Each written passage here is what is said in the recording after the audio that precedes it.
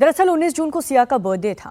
केतन ने इसे भव्य तरीके से सेलिब्रेट करने का प्लान बनाया था और दोनों का बाली जाने का प्रोग्राम भी बन चुका था।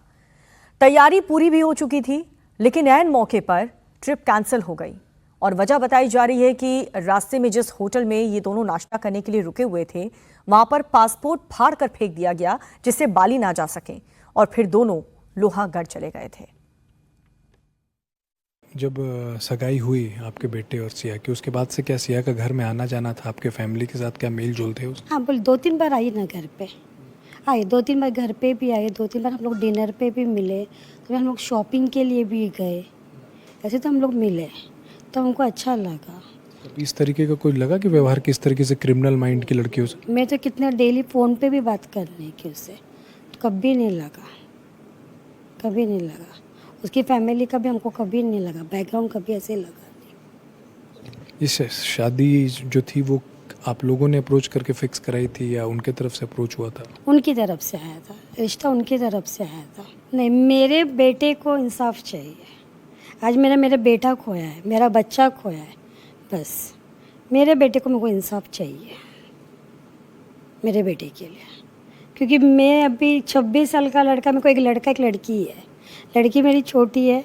आज मेरे बेटे के लिए मुझे इंसाफ चाहिए, ये रहा मेरा बेटा। उधर पुलिस इस पूरे मामले में सिया के कॉल डिटेल की जांच कर चुकी थी। चेतन और सिया के बीच के रिश्तों को किया जा रहा था, खंगाला जा रहा था कि इन दोनों के बीच आखिर संबंध किस तरह के थे। अब वो सबूत चाहिए थे जिससे ये साबित हो सके कि चेतन इस पूरी साजिश का हिस्सा है।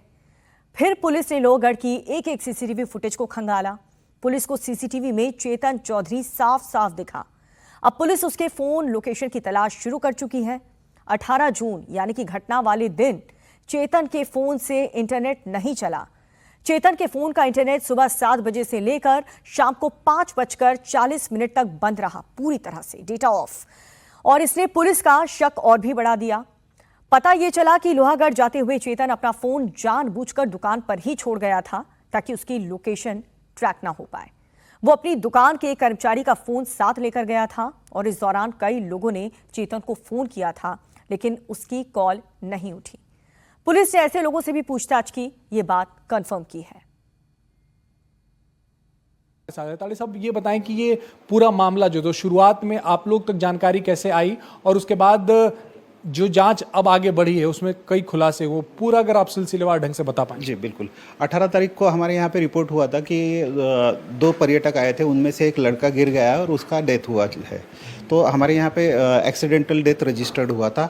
वो रजिस्टर्ड होने के बाद फिलहाल शुरुआती दौर में किसी को कोई शक नहीं था, लेकिन उसका जो इन्वेस्टिगेशन किया और फैमिली ने उसका जो कैरेक्टर बताया, उस हिसाब से वो लड़के को वहाँ पे इतना रिस्की पॉइंट पे जाने की कोई ज़रूरत नहीं थी। लड़का एकदम ही सेफ सीधा चलने वाला लड़का, जो किसी भी यानी धोखे से दूर रहने वाला लड़का, यानी खतरे से दूर रहने वाला, खतरे से दूर रहने वाला सिंपल सा लड़का था। तो आप लोगों को पहला शक वही हुआ कि वो इतने मतलब इतने खतरनाक पॉइंट पे जा नहीं सकता। तो यानी फैमिली को भी ये डाउट था कि इतनी धोखादायक जगह पे वो कैसे गया।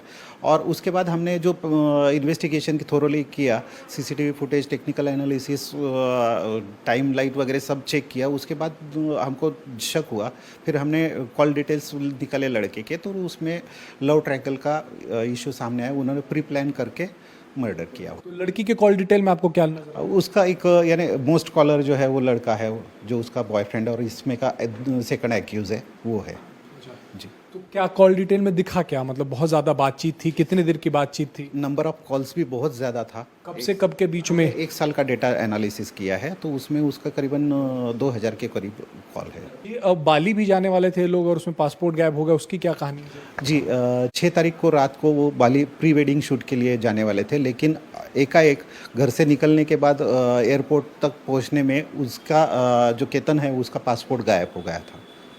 तो प्राइमरी अभी हमने उसको पूछा तो लड़के ने बताया कि उसने ही फाड़ के फेंक दिया था। फुटेज से भी आप लोगों को क्लू मिला सर? सीसीटीवी फुटेज में आप लोगों ने क्या देखा और उससे आप लोगों को इस केस में कितनी मदद मिली और क्या क्या उसमें ऐसा लगा जो अलग था, जो नॉर्मल बिहेवियर नहीं था? जी, एक्चुअली लड़का और लड़की तो नॉर्मली बिहेव कर रहे थे, लेकिन ये जो एक्यूज़ है, सेकंड एक्यूज़, उसका बिहेवियर हमको थोड़ा सा डाउटफुल लगा। उसी सिलसिले में हमने पूरा सर्च किया। अभी पूरा डिटेल बताना इस स्टेज पे सही नहीं होगा। क्या वो सीसीटीवी में भी दिख रहा है सर कि वो लड़की भी उसे बीच बीच में इशारा कर रही थी आगे आने पीछे जाने के लिए? जी, कुछ डाउटफुल एक्टिविटीज़ उनकी चल रही थी।